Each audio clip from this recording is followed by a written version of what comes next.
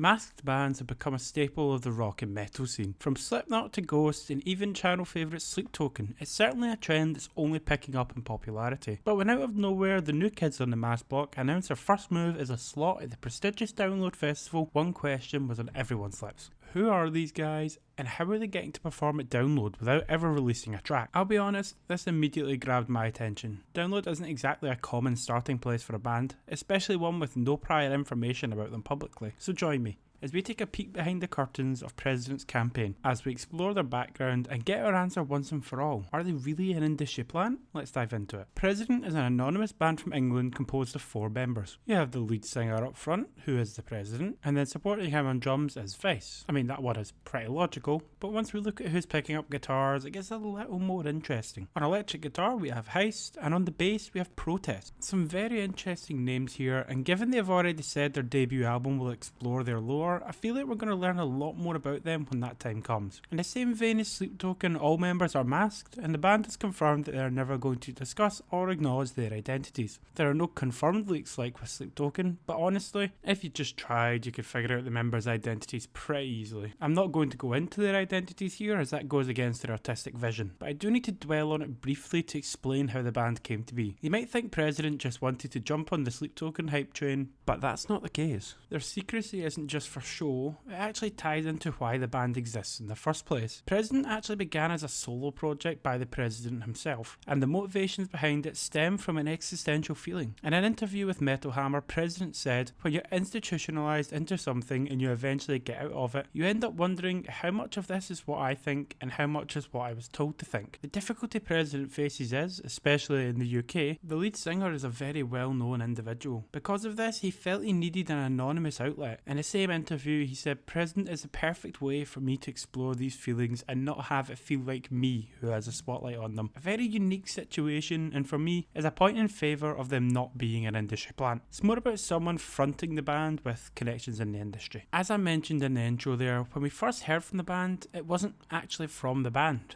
Instead, when Download announced their 2025 lineup, the enigma of President began. Tucked in between Orbit Culture and Riding the Low, two pretty well established acts, was a band that just didn't exist. Rumours and theories were flying, but despite thousands of questions, answers were few and far between. On the same day as the Download announcement, the band's cryptic Instagram account burst into life. The first images were just a simple suited figure in a derelict hotel. If I'm honest, I thought it was a cut scene from The Shining. It was kind of creepy. These were followed up with a neon patriarchal cross, which would go on to be the band's logo, and finally our first teaser of what they were going to sound like. We did also see the frontman's face, but it was apparent from very early on that this was a mask. This was all in one day, by the way. Fair play to the social media admin, he definitely earned a day off after that. They didn't get too much rest though, as a week later we got our second teaser, which finally gave us a date to look to, the 16th of May. This is the very end of February, by the way, so the wait was killer. In case that wasn't bad enough, it all went quiet after that for just over a month before they really started stirring up some hype. April arrived, and with it came more teasers, more creepy videos, and what we didn't know at the time was more song lyrics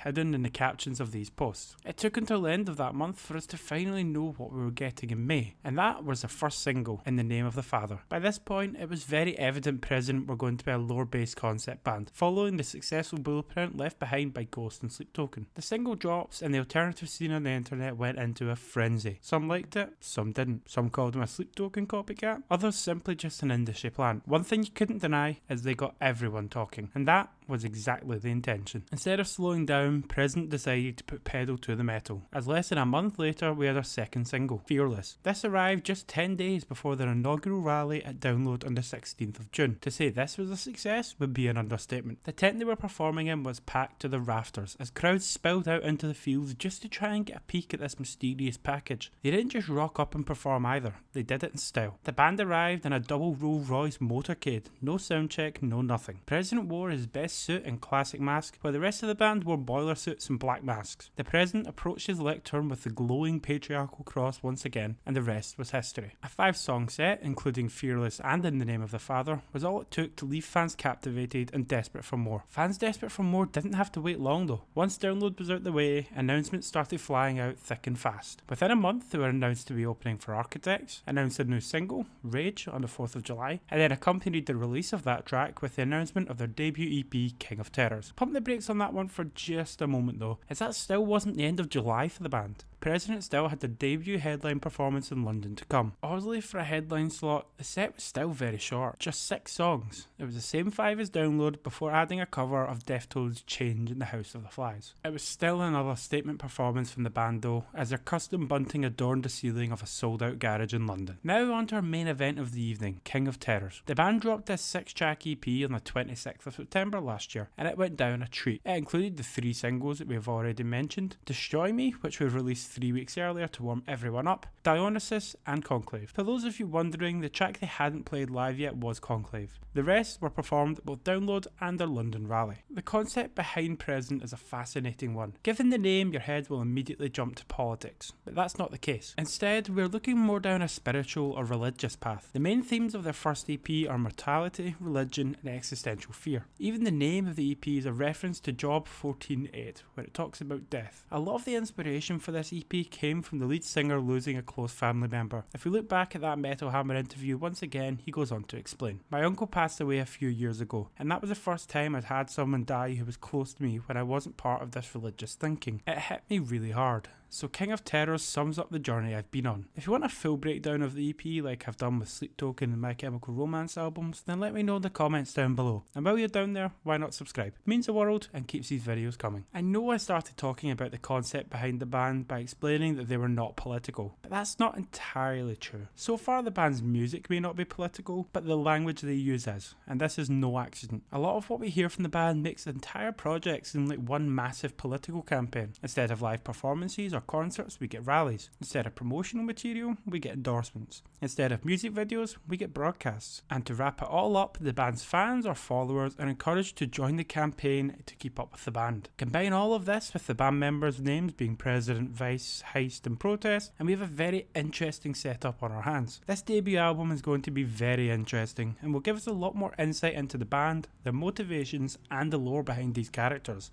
I for one cannot wait, as I love me some music lore, just in case you can't tell by the hours of content I have available on it. Usually I love ending things on a little bit of mystery and speculating as to what will be next for the band, but for President it seems as though their path is pretty well laid out. They've just wrapped up supporting architects across Europe and are now off to tour there themselves. After this they will link up with Bad Omens and Beartooth for a stacked North American tour, all before we hit festival season. And they have a fair few of those coming up as well. As for new releases, this is where I get to have some fun with the guesswork. I think we will at least be made aware of their new album in the second half of this year. Not saying it will release this year, but I reckon we will at least have a date and maybe even a single or two. So, to summarise it all, do I believe President are an industry plant? No, I don't. For me, it's just a high profile figure with a new way to express their art that they didn't feel like they could elsewhere. It's obvious that some connections have fast tracked them on their path to success, but that doesn't make them an industry plant. In reality, people still have to like the music to stick with a band, and given their headline UK tour has sold out, people are clearly invested. That is all for President. Let me know your favourite track of theirs in the comment section down below. For me, it has to be Rage, as I love listening to it while driving, especially at night. If you enjoyed this video, then you will love a similar video I did on Sleep Token, which is on screen now. If you could do me a huge favour by liking this video and subscribing to the channel, it would mean the world. Enjoy the rest of your day, and until next time,